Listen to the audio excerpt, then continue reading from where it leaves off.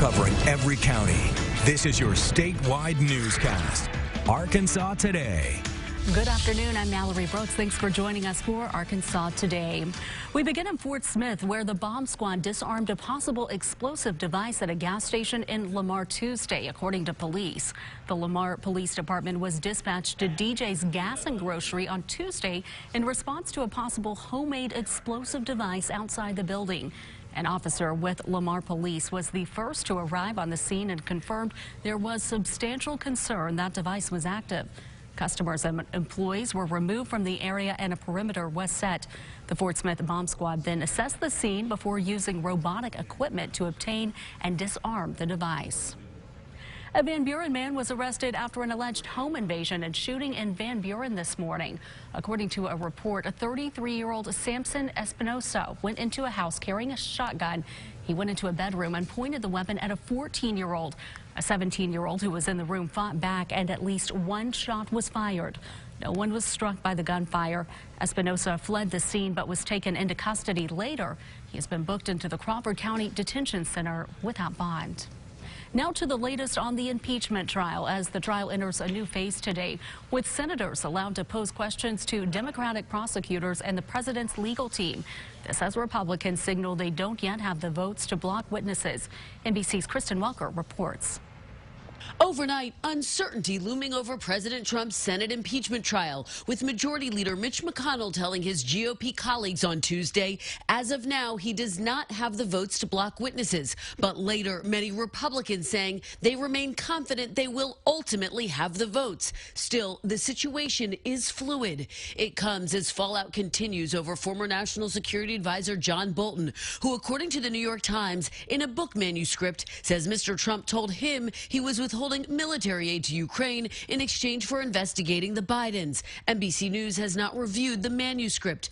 Democrats need at least 4 Republican senators to vote with them in order to call witnesses. So all we need is 4 who rise to the occasion and say we need to find out the truth. 2 Republicans, Mitt Romney and Susan Collins, have indicated they're leaning toward calling witnesses, including Bolton. A 3rd Republican, Alaska's Lisa Murkowski, also suggesting she might vote yes. Mr. Bolton probably has some things that would be helpful for us. Overnight, President Trump tweeting, "Why didn't John Bolton complain about this nonsense a long time ago when he was very publicly terminated?" He said, not that it matters, nothing. For their part, the president's lawyers arguing senators should ignore Bolton altogether.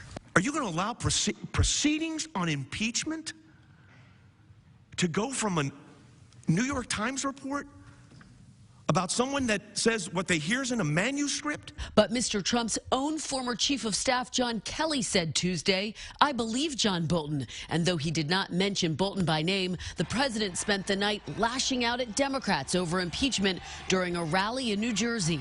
The congressional Democrats are obsessed with demented hoaxes, crazy witch hunts, and deranged partisan crusades. Meanwhile, the president's outside attorney, Rudy Giuliani, who is one of the key figures at the center of the Ukraine controversy, says he doesn't believe Bolton's claims about the president, telling CBS News. The only conclusion I can come to, and it's a harsh one, and I feel very bad about it. He's a backstabber. And that was Kristen Welker reporting. Firefighters have a warning for you about a dangerous social media app challenge your kids could be participating in. It's been called the Penny Challenge, the Outlet Challenge, even the TikTok Challenge. But whatever you call it, firefighters say it is dangerous and could cause a fire. Chief Mark Cunningham with the Farmington Fire Department urges parents to be aware of this, not only because it's dangerous, but because kids could face penalties for participating. They could cause a fire, get charged with arson, and that would follow them the rest of their life for something they think is a fun thing to do. Chief Cunningham says he's seen parenting changes through the generation and encourages parents to be more in tune with what is going on with their children.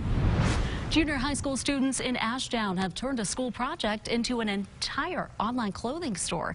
East students at Ashdown Junior High School requires the students to come up with a project that will better serve the community and school. They pitched the idea of Addie's Closet, an online clothing store for students to get gently used but fashionable clothes and accessories. Addie's Closet has everything from clothes and shoes to personal hygiene products for boys and girls. Like on the website, everything's confidential. Kevin, he gets it. It comes to him, and he sends, like, we pack it up, take it to the office. They call the student up there, and they come get it, like in gift bags. The goal of Addie's Closet is to make stylish clothes available for everyone at no cost. So far, nearly 100 students have ordered from Addie's Closet. The website is only available on school computers for safety. 150 million people will tune into the big game, while 48 million Americans struggle with hunger. Tens of thousands of them right here in Arkansas. So Signature Bank's Super Bowl of Caring gives you the opportunity to give back and tackle hunger.